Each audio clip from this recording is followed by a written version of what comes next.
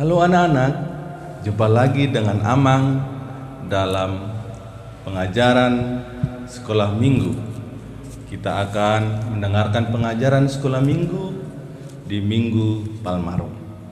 Karena itu mari kita siapkan hati dan pikiran kita. Kita terlebih dahulu berdoa. Kita berdoa. Tuhan Bapa di surga, hari ini kami datang kepadamu, memohon berkat, memohon pengajaran, agar Engkau membimbing kami mengerti kuasa-Mu dan kasih-Mu. Dalam nama Yesus Kristus kami berdoa. Amin. Anak-anak sekalian, bahan ajar di Minggu Palmarum ini tertulis dalam kitab Matius pasal yang ke-21 ayat 12 sampai dengan ayat yang ke-17. Ayo dibuka Alkitabnya masing-masing. Sudah? Ya, Amang ulangi, Matius 21 ayat 12 sampai dengan ayat 17. Amang bacakan untuk kita semua ya. Yesus menyucikan bait Allah.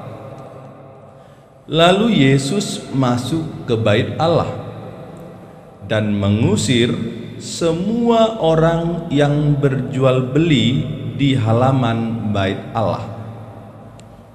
Ia membalikkan meja-meja penukar uang dan bangku-bangku pedagang merpati, dan berkata kepada mereka, "Ada tertulis, rumahku akan disebut rumah doa, tetapi kamu menjadikannya sarang penyamun."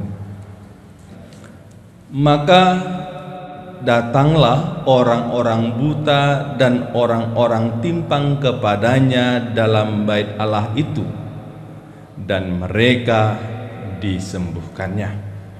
Tetapi ketika imam-imam kepala dan ahli-ahli Taurat melihat mujizat-mujizat yang dibuatnya itu, dan anak-anak yang berseru dalam bait Allah, "Hosana bagi anak Daud," hati mereka sangat jengkel. Lalu mereka berkata kepadanya, "Engkau dengar apa yang dikatakan anak-anak ini?"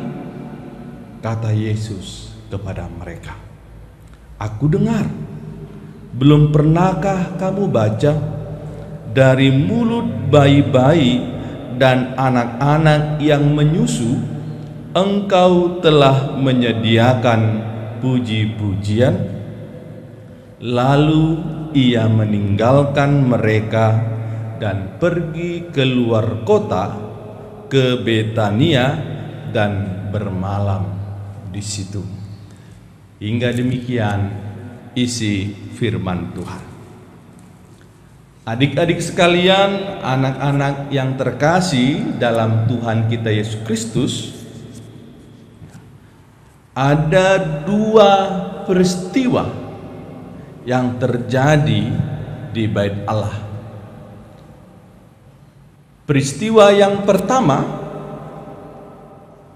yaitu Yesus marah kepada orang-orang yang ada di bait Allah. Mengapa Yesus marah? Karena seharusnya di bait Allah itu mereka datang berdoa, mereka datang bernyanyi, mereka menyediakan hati mereka, menyediakan pikiran mereka dan seluruh tubuh mereka sebagai persembahan. Namun terjadi hal yang bertolak belakang. Apa itu yang bertolak belakang? Di halaman bait Allah terjadi praktek jual beli, yaitu sebagai korban persembahan burung merpati. Rumah Allah menjadi tempatnya atau sarangnya penyamun. Seharusnya rumah Allah menjadi tempatnya orang-orang yang mau mendengar firman Tuhan, menjadi tempatnya orang-orang yang baik, orang-orang yang bersyukur kepada Tuhan. Ayo anak-anak semuanya, jika datang ke gereja, apa yang kita lakukan? Datang ke gereja lalu lantas mengejar atau menjumpai temannya, atau ke gereja duduk di tempat duduknya namun mengambil handphone? Ketika datang ke gereja untuk sekolah minggu, ketika gurunya mengajarkan firman Tuhan, saling cerita satu sama lain. Ketika sedang berlangsung ibadah sekolah minggu, cuil-cuilan dengan temannya ketika sedang berdoa dan bernyanyi. Itukah yang dikatakan bergereja itu? Ya, salah. Tidak. Kalau datang ke gereja, ke bait Allah, apa yang harus kita lakukan? Pertama, datang ke gereja, duduk dengan tertib. Yang kedua, setelah duduk, anak-anak harus menjaga dirinya untuk mengikuti ibadah dengan baik. Yang ketiga, mari bernyanyi, mari berdoa, mari mendengarkan firman Tuhan dengan baik. Karena ketika kita tidak mau baik dalam ibadah di sekolah minggu, maka kita sama seperti orang-orang yang dimarahi oleh Yesus, yang menjadikan rumah Tuhan menjadi sarang penyamun. Itulah poin pertama. Yang kedua, yang terjadi juga di bait Allah, yaitu datanglah orang-orang buta, datanglah orang-orang timpang. Mereka menjumpai Yesus dan Yesus menyembuhkan mereka. Yang buta bisa melihat, yang timpang bisa berjalan berdiri dengan tegak. Akhirnya mereka bahagia, mereka senang. Namun ternyata anak-anak sekalian, ada dua respon terhadap kesembuhan yang dilakukan Yesus. Apa itu responnya? Yang pertama, dari imam-imam kepala dan ahli-ahli Taurat. Seperti yang tertulis dalam kitab kita ini di ayat 15, imam-imam kepala dan ahli-ahli Taurat melihat mujizat-mujizat yang dibuatnya itu, hati mereka sangat jengkel. Jengkel. Mengapa mereka jengkel? karena mereka menganggap bahwa Yesus mengusik, mengganggu apa yang sudah mereka dapatkan. Mereka menganggap Yesus bisa menurunkan pamor citra mereka. Tambah lagi, kan sebelumnya Yesus sudah marah, sudah diobrak-abrik meja dan bangku-bangkunya di luar.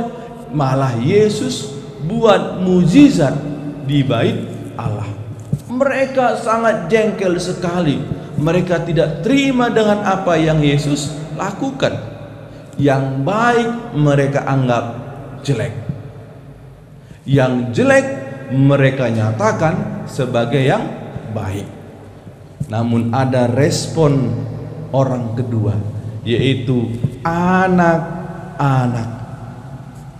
Apa yang diserukan oleh anak-anak? Hosana bagi anak Daud. Mereka senang, mereka takjub, mereka bangga, mereka menunjukkan luar biasa apa yang dilakukan Yesus. Mereka tidak pernah melihat selama ini hal-hal yang luar biasa itu. Mereka hanya mendengar saja. Namun kali itu mereka melihat ada mujizat. Yesus menjawab apa yang ditanyakan oleh imam-imam kepala dan ahli-ahli Taurat. Engkau dengar apa yang dikatakan anak-anak ini? Yesus katakan, aku dengar. Belum pernahkah kamu baca dari mulut bayi-bayi dan anak-anak yang menyusu, Engkau telah menyediakan puji-pujian. Adik-adik semua, anak-anak semuanya, Yesus berulang kali menekankan bahwa anak-anak adalah seseorang yang sangat berharga di mata Tuhan. Mengapa anak-anak menjadi poin penting dalam nilai keberhargaan di hadapan Tuhan? Anak-anak ketika dia berbicara, kecenderungan kata yang keluar dari mulutnya itu berasal dari hatinya, bukan dari pikirannya. Itulah sebabnya dari mulut anak-anak ada puji syukur. Apa yang mau kita pelajari dari firman Tuhan kita saat ini? Anak-anak sekalian, yang pertama yang perlu kita ajari, mengapa kita harus datang ke bait Allah? Apa yang harus kita siapkan untuk datang dan berada dalam bait Allah? Sekalipun sampai dengan hari ini bait Allah yang kita lihat, yang kita jumpai tidak seperti selama ini yang kita laksanakan, yaitu pergi ke gedung sekolah minggu, pergi ke gereja, yang Jalan Toba ke pos Jalan Toba, yang pos Jalan Pangaribuan ke pos Jalan Pangaribuan, yang di SMP 5 ke SMP 5, yang Jalan Persoburan ke Jalan Persoburan, yang di Agape ke pos Agape, yang di Gang Kopral pergi ke pos sekolah minggu Gang Kopral. Tetapi untuk saat ini, anak-anak sekalian, kita menghentikan dulu langkah kita berkumpul di bait Allah, yaitu di gedung gereja, karena wabah virus COVID-19 atau corona masih membahayakan bagi kehidupan kita. Sekalipun demikian, dikatakan bait Allah itu tidak hanya gedungnya, tetapi bait Allah itu adalah diri kita sendiri. Di mana berkumpul 2-3 orang di dalam namaku, di situ aku berada. Jadi adik-adik semuanya, ketika engkau berada di rumahmu saat ini, ketika adik-adik anak-anak semuanya mendengarkan Amang mengajarkan firman Tuhan hari ini, ketika anak-anak semuanya bersama orang tuanya beribadah di rumah, maka apa yang harus kita persiapkan dan lakukan ibadah di rumah sama seperti apa yang harus kita persiapkan ibadah di gereja atau di gedung sekolah minggu. Pertama, siapkan hatimu. Lalu siapkan pikiranmu. Lalu siapkan tubuhmu untuk tidak melakukan hal-hal yang tidak diinginkan. Ketika bernyanyi, mari bernyanyi. Ketika berdoa, mari berdoa. Ketika mendengarkan firman Tuhan, mendengarlah dengan sungguh-sungguh. Dan ketika menyampaikan persembahan, maka berikanlah persembahan yang terbaik. Itulah yang harus dilakukan di bait Allah agar menjadi rumah doa.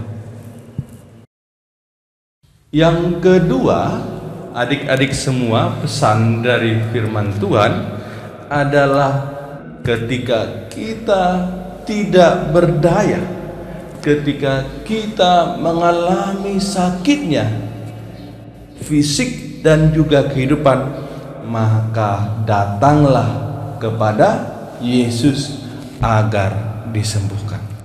Karena hanya dalam nama Yesus, karena hanya oleh Yesus kita disembuhkan.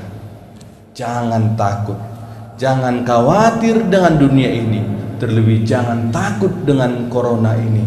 Ketika kita mau berkumpul bersama dengan keluarga inti, datang kepada Tuhan, maka kita disembuhkan dari penyakit fisik, dari ketakutan hati dan pikiran, dari ancaman dunia.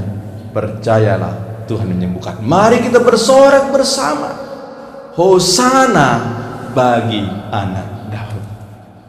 Amin. Kita berdoa.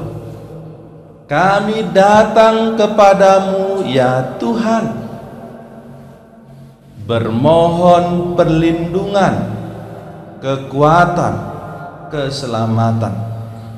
Kami terpuruk, kami khawatir, takut tentang ancaman dunia ini, terlebih virus corona COVID-19 yang membuat kami tidak bebas beraktivitas. Karena Tuhan, lindungilah kami semua, selamatkanlah kami semua. Kami berdoa untuk seluruh tenaga medis, lindungi mereka Tuhan, berikan kesehatan, kekuatan, agar mereka dapat mengobati seluruh pasien. Kami berdoa kepada seluruh pasien yang terjangkit virus corona, Engkau menyembuhkan mereka.